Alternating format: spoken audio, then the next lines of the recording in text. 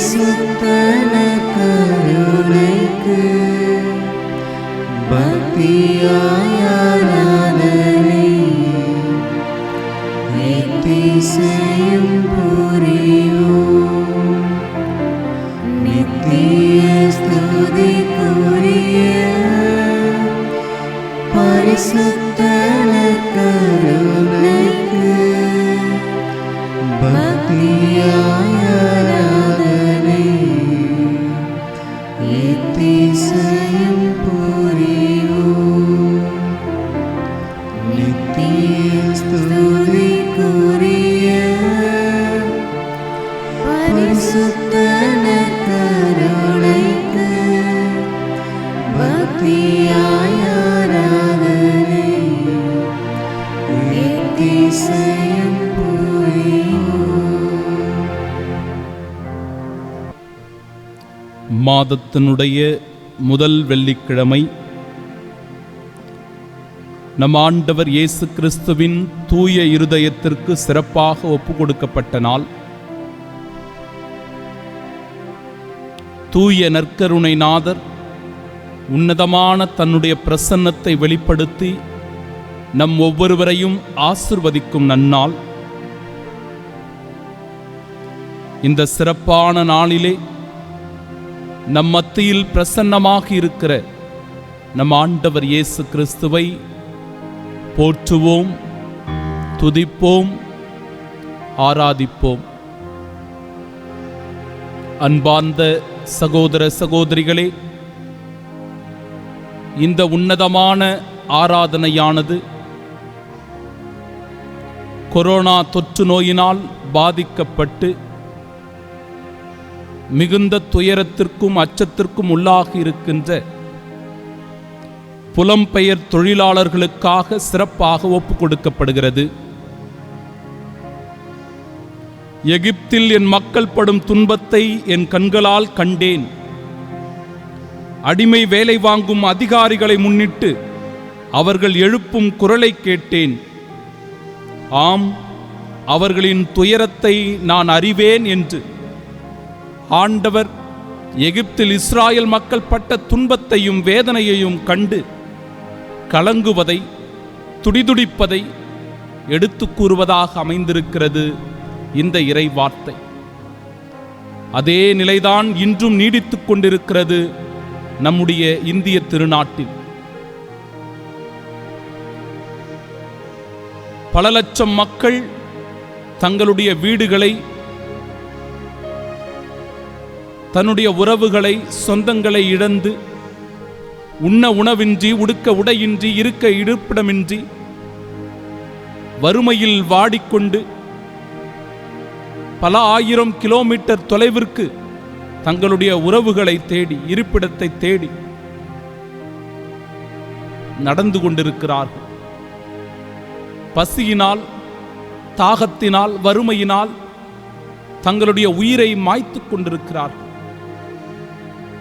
இப்பேற்பட்ட மக்களின் மீது இரக்கமும் கருணையும் கொள்ளுமாறு நம் ஆண்டவருடைய உன்னதமான அவருடைய கருணை இந்த மக்களுக்கு, இந்த மக்களின் மீது சென்று சேரும்படியாக இந்த ஆராதனையின் வழியாக சிறப்பாக நாம் ஜெபிப்போமாக.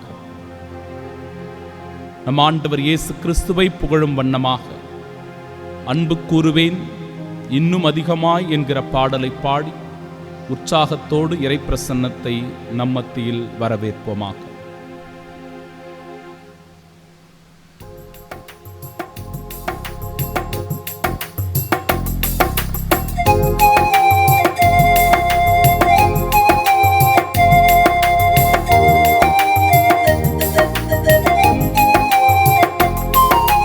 அன்பு கூறுவேன் இன்னும் அதிகமாய், ஆராதிப்பேன் இன்னும் ஆர்வமாய். அன்பு கூறுவேன் இன்னும் அதிகமாய், ஆராதிப்பேன் இன்னும் ஆர்வமாய். உம்மை முழு உள்ளத்தோடு ஆராதிப்பேன், முழு பலத்தோடு அன்பு கூறுவேன், ஆராதனை ஆராதனை ஆராதனை ஆராதனை ஆராதனை ஆராதனை ஆராதனை ஆராதனை அன்பு கூறுவே இன்னும் அதிகமாய் ஆராதிப்பேன் இன்னும் ஆர்வமாய். எங்களை அதிகமாய் நேசித்து வழிநடத்தி வருகிற எங்கள் அன்பான தகப்பனே அப்பா, இதோ இந்த உன்னதமான நாளுக்காக உமக்கு கோடான கோடி நன்றி செலுத்துகிறோம். உம்முடைய தூய இருதயம் இந்த நாளில் வாழ்த்தப்படுவதாக, போற்றப் பெறுவதாக. அந்த தூய இருதயத்திலிருந்து பொங்கி வருகின்ற அன்பானது எங்கள் ஒவ்வொருவரின் மீதும் நிறைவாக பொழியப்படுவதாக. அன்பின் ஆண்டவரே, இந்த மாதம் முழுவதும் உம்முடைய அன்பில் நாங்கள் இணைந்திருக்க, நீர் தருகிற மகிழ்ச்சியில் நாங்கள் திளைத்திருக்க, நீ தருகிற உம்முடைய இதயத்திலே நிம்மதியோடு நாங்கள் என்றென்றும் தங்கி வாழ இந்த உன்னதமான நாளிலே எங்களை ஆசீர்வதிக்கும்படியாய், எங்கள் மீது நிறைவான அருளை பொழியும்படியாய் உம்மை பாடுகிறோம், உம்மை துதிக்கிறோம், உம்மை போற்றி புகழ்கிறோம். தந்தையே, போற்றி புகழ்கிறோம் அப்பா.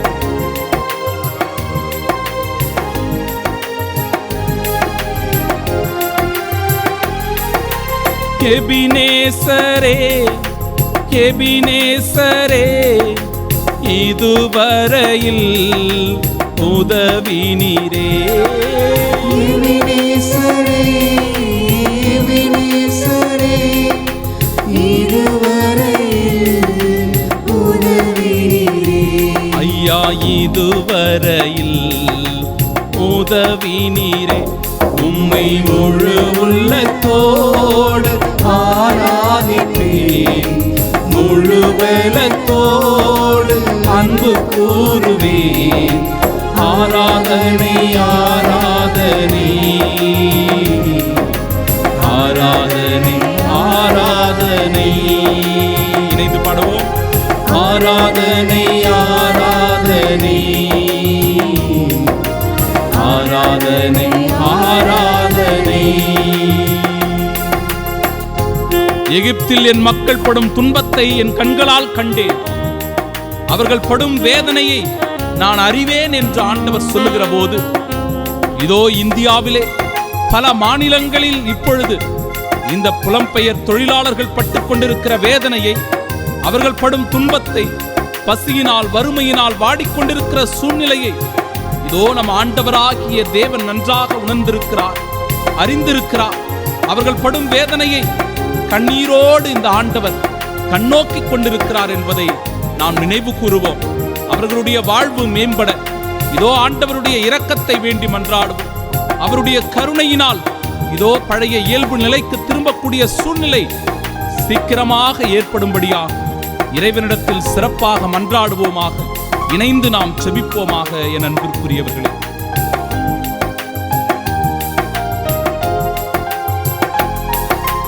எல்லோயி எல்லோயி, என்னை கண்டீரே நன்றி ஐயா. எல்லோயி எல்லோயி, என்னை கண்டீரே நன்றி ஐயா. ஐயா, என்னை கண்டீரே நன்றி ஐயா. உம்மை முழு உள்ளத்தோடு ஆராதிப்பேன், முழு பலத்தோடு அன்பு கூறுவேன். ஆராதனை ஆராதனை ஆராதனை ஆராதனை ஆராதனை ஆராதனை ஆராதனை ஆராதனை. இந்த புலம்பெயர் தொழிலாளர்களுடைய நிலைமை மிகவும் வருத்தத்திற்குரியதாக இருக்கிறது. அவர்களுடைய பாதங்களில் எல்லாம் கொப்புளங்கள் வெடித்து போய் நடக்க முடியாத சூழ்நிலையிலே தள்ளாடி தள்ளாடி அவர்கள் நடந்து போகிறபோது, அதிகமான பாரமான சுமைகளினால் அவர்கள் வாட்டி வதைக்கப்படும் போது, அன்பிற்குரியவர்களே, அவர்களுடைய நிலையானது மிகவும் மோசமாக கேள்விக்குறியாக மாறிப்போய் எண்ணற்ற மக்கள், ஏராளமான மக்கள் மடிந்து போகின்ற நிலைமை நாளுக்கு நாள் அதிகரித்து வருகிறது.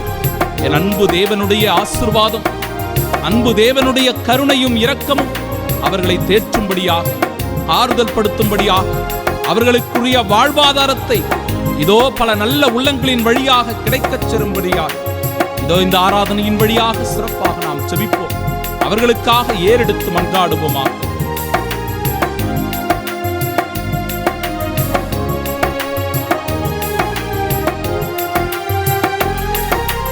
யெகோவா ரப்பா, யெகோவா ரப்பா, சுகம் தந்தீரே நன்றி ஐயா. யெகோவா ரப்பா, யெகோவா ரப்பா, சுகம் தந்தீரே நன்றி ஐயா. ஐயா சுகம் தந்தீரே நன்றி ஐயா. உம்மை முழு உள்ளத்தோடு ஆராதிப்பேன், முழு பலத்தோடு அன்பு கூறுவேன். ஆராதனை ஆராதனை ஆராதனை ஆராதனை ஆராதனை ஆராதனை ஆராதனை ஆராதனை.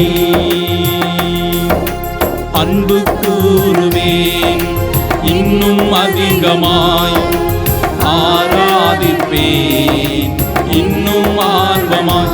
உம்மை முழு உள்ளத்தோடு ஆராதிப்பேன், முழு பலத்தோடு அன்பு கூறுவேன். ஆராதனை ஆராதனை ஆராதனை ஆராதனை ஆராதனை ஆராதனை ஆராதனை ஆராதனை.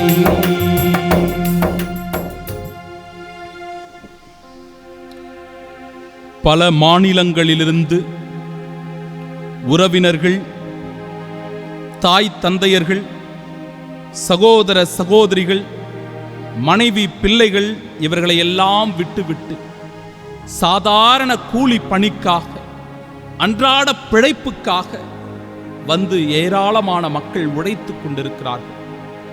இந்த கொரோனா தொற்று நோயினுடைய வீரியம் அதிகமாக அதிகமாக அவர்களுக்கு கவலையும் வருத்தமும் அதிகமாகி, ஐயோ என் உறவுகளை பார்க்க முடியவில்லையே, 50-60 நாட்கள் ஆகிறதே, என் மனைவி என்ன ஆகியிருப்பாளோ, என் கணவன் என்ன ஆகியிருப்பானோ, என் பிள்ளைகளுக்கு என்ன நிலைமை வந்திருக்குமோ, என்னுடைய தாய் தந்தை எப்படி அங்கு காத்து கொண்டிருப்பார்களோ என்கிற ஏக்கத்திலே என் அன்பிற்குரியவர்களே கால்நடையாகவே அவர்கள் நடந்து கொண்டிருக்கிறார்கள்.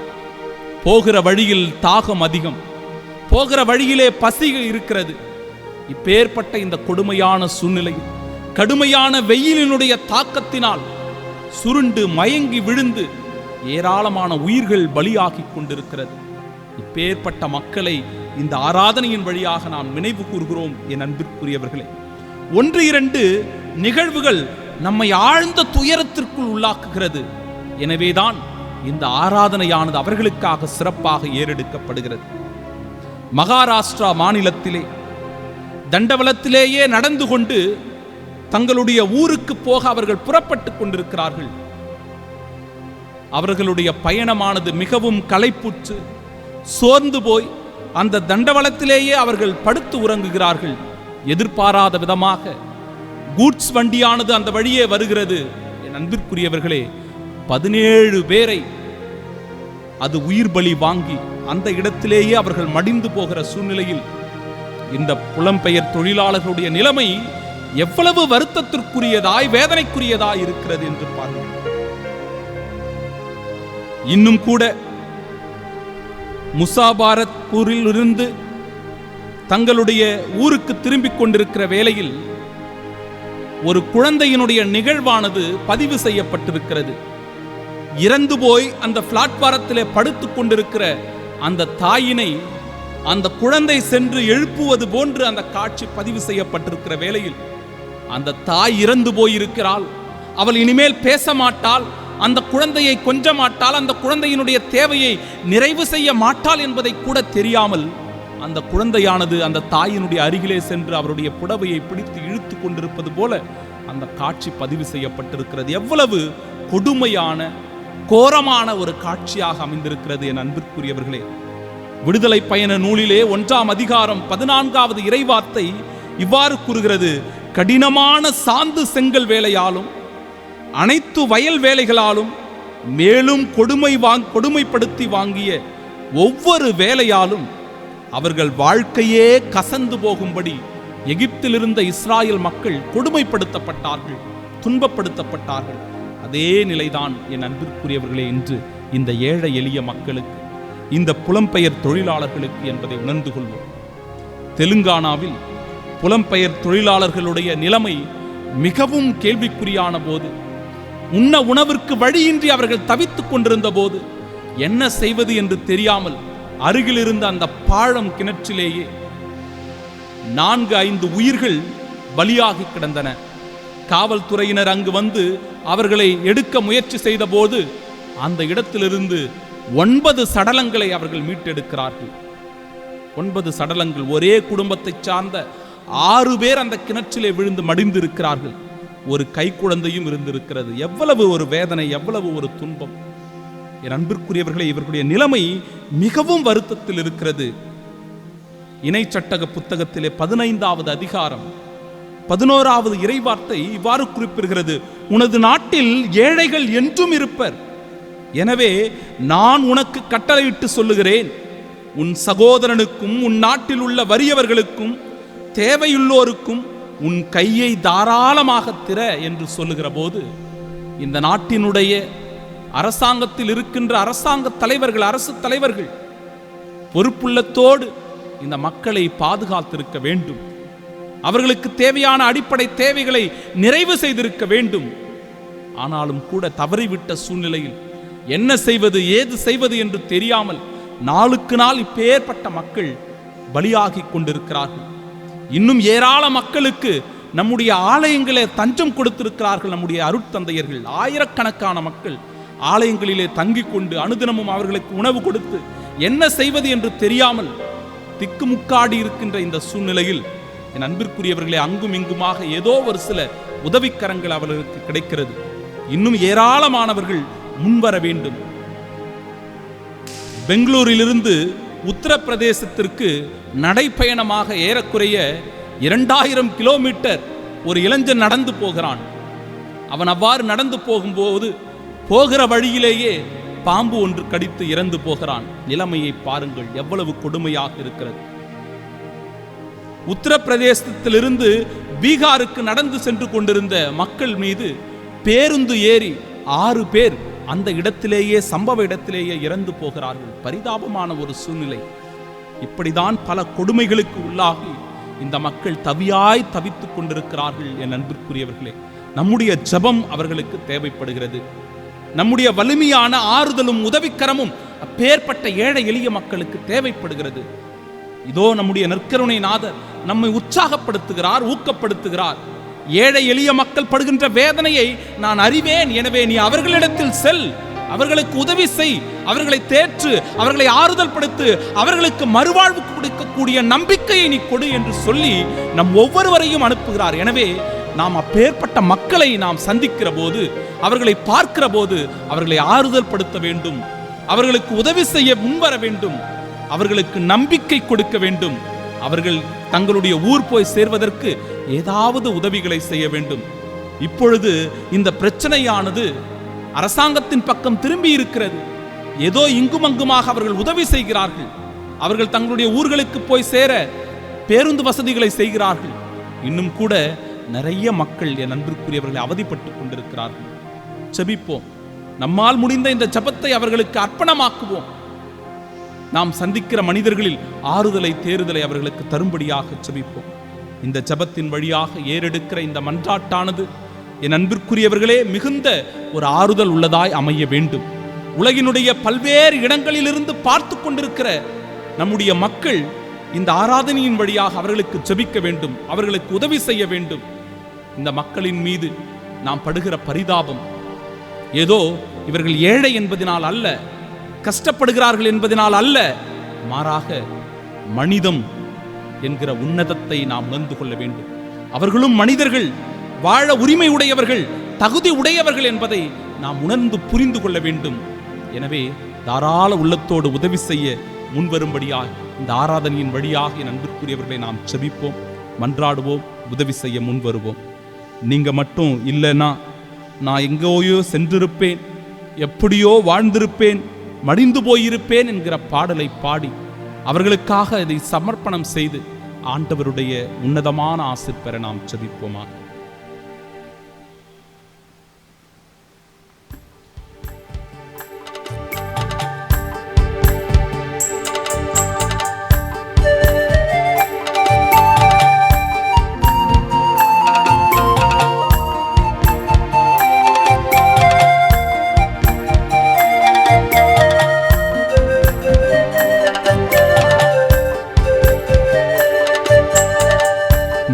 மட்டும் இல்லேன்னா எங்கோ நான் சென்றிருப்பேன், எப்படியோ வாழ்ந்திருப்பேன், மண்ணுக்குள்ள போயிருப்பேன், மறந்தும் போயிருப்பார், மறந்தே போயிருப்பார்.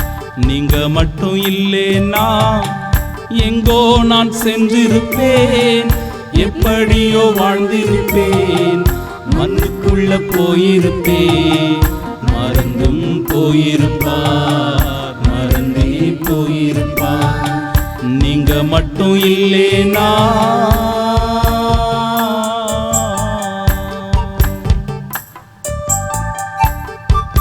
செருப்புகள் இல்லாமல், உண்ண உணவில்லாமல், போகிற வழியிலேயே தன்னுடைய தாகத்தை மட்டும் தீர்த்து கொண்டு பல மைல்கள் நடந்தே போய்கொண்டிருக்கிறார்கள்.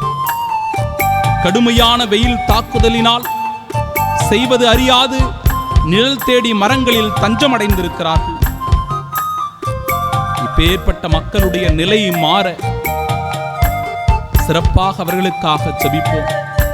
இந்த ஆராதனையின் வழியாக ஒரு மன்றாட்டை சொல்லி, ஒரு அருள் நிறைந்த மரியாவை சொல்லி, அன்னையை வாழ்த்தி அன்னையினுடைய பரிந்து பேசுதலினால் அவளுடைய பாதுகாப்பினால் இவர்கள் நலமோடு வாழ மன்றாடுவோமாக. நான் பிறந்த நாள் முதல் இந்த நாள் வரையிலும் ஆதரித்து வந்தீரே, ஆறுதல் தந்தீரே. நான் பிறந்த நாள் முதல் இந்த நாள் வரையிலும் ஆதரித்து வந்தீரே, ஆறுதல் தந்தீரே. எப்படி சொல்வேன், என்னென்ன சொல்வேன் நீ செய்ததை, 1 2 3 என்று எண்ண முடியாதே. எப்படி சொல்வேன், என்னென்ன சொல்வேன் நீ செய்ததை, 1 2 3 என்று எண்ண முடியாதே. நீங்க மட்டும் இல்லேனா எங்கோ நான் சென்றிருப்பேன், எப்படியோ வாழ்ந்திருப்பேன், மண்ணுக்குள்ள போயிருப்பேன், மறந்தும் போயிருப்பார், மறந்தே போயிருப்பார். நீங்க மட்டும் இல்லேனா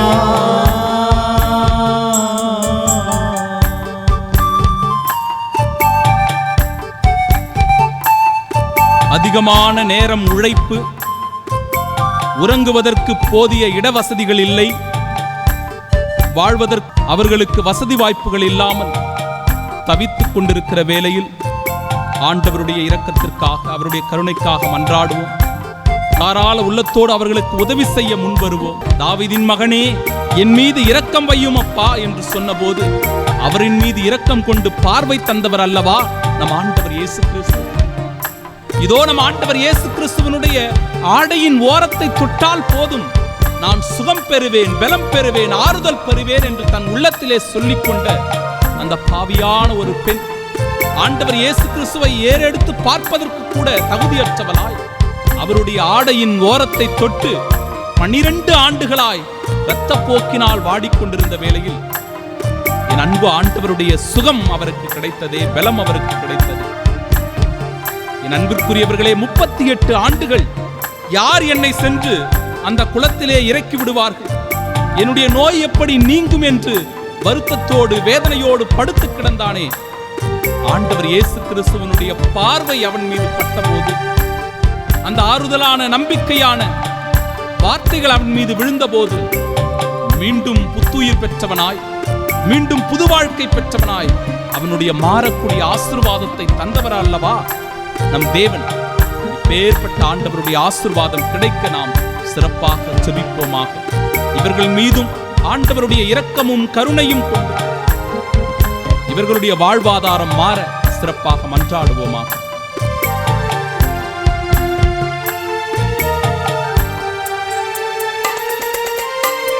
சொந்தம் என்று சொல்லிக்கொள்ள யார் யாரோ இங்கு உண்டு, ஏனென்று கேட்டிட யாரும் இங்கு வரவில்லை. சொந்தம் என்று சொல்லிக்கொள்ள யார் யாரோ இங்கு உண்டு, ஏனென்று கேட்டிட யாரும் இங்கு வரவில்லை. எப்படி சொல்வேன் என்னையும் தேடி நீர் வருவதை, தோளின் மீது சுமந்து கொண்டு நடத்தி வருவதை. எப்படி சொல்வேன் என்னையும் தேடி நீர் வருவதை, தோளின் மீது சுமந்து கொண்டு நடத்தி வருவதை. நீங்க மட்டும் இல்லேன்னா எங்கோ நான் சென்றிருப்பேன், எப்படியோ வாழ்ந்திருப்பேன், மண்ணுக்குள்ள போயிருப்பேன், மறந்தும் போயிருப்பா, மறந்தே போயிருப்பா. நீங்க மட்டும் இல்லையா. திருப்பாடல் 42. கலைமான்கள் நீரோடைகளுக்காக ஏங்கி தவிப்பது போல ஆண்டவரே என் நெஞ்சம் உமக்காக ஏங்கி தவிக்கிறது என்று சொல்லி சிறப்பாக உருக்கத்தோடு செபிக்கிற திருப்பாடலாக இந்த பாடல் அமைந்திருக்கிறது. இணைந்து நாம் செபிப்போம். ஆண்டவருடைய உன்னதமான ஆசீர்வாதத்தையும் அருளையும் பெற மன்றாடுவோம். கலைமான் நீரோடைகளுக்காக ஏங்கி தவிப்பது போல் கடவுளே என் நெஞ்சம் உமக்காக ஏங்கி தவிக்கின்றது. என் நெஞ்சம் கடவுள் மீது, உயிருள்ள இறைவன் மீது தாகம் கொண்டுள்ளது.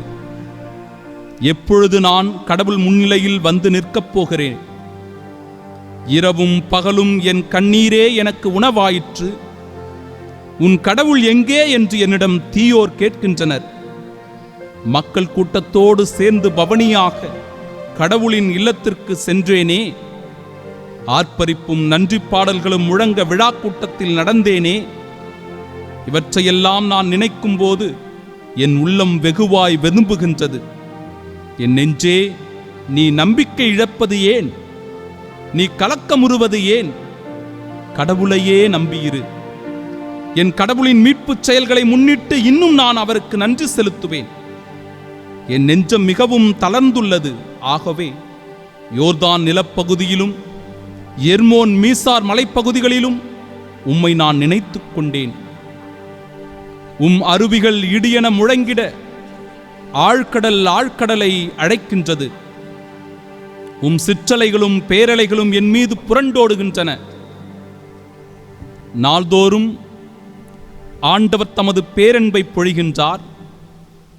இரவுதோறும் நான் அவரை பாடுவேன். எனக்கு வாழ்வளிக்கும் இறைவனை நோக்கி மன்றாடுவேன். என் கற்பாறையாகிய இறைவனிடம், ஏன் என்னை மறந்தீர்?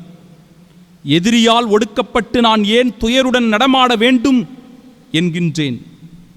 உன் கடவுள் எங்கே என்று என் பகைவர் நாள்தோறும் என்னை கேட்பது என் எலும்புகளை ஊடுருவும் வாள் போல என்னை தாக்குகின்றது. என் நெஞ்சே, நீ நம்பிக்கை இழப்பது ஏன்? நீர் கலக்கமுறுவது ஏன்? கடவுளையே நம்பியிரு. என் மீட்பராம் கடவுளை இன்னும் நான் போற்றுவேன். என் கடவுளின் மீட்புச் செயல்களை முன்னிட்டு இன்னும் நான் அவருக்கு நன்றி செலுத்துவேன். திருப்பாடல் உருக்கத்தோடு வேண்டி செபிப்பதாக அமைந்திருக்கிறது. இறைவன் முன்பாக நாம் ஏறெடுத்த விண்ணப்பங்களை, மன்றாட்டுக்களை, ஜெபங்களை இறைவன் கேட்டு அருள் புரியும்படியாய் மாண்புயர் கீதம் பாடி ஆண்டவரை இன்னும் நாம் மகிமைப்படுத்துவோமாக.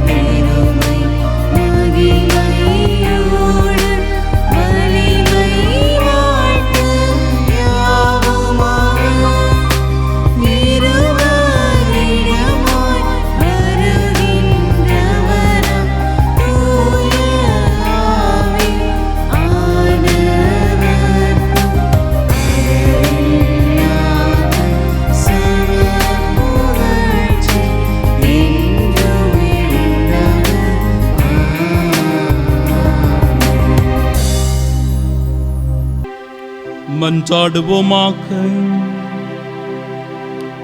இறைவா, இந்த வியப்புக்குரிய திருவருட்சாதனத்திலே உம்முடைய திருப்பாடுகளின் நினைவை எங்களுக்கு விட்டு சென்றீ.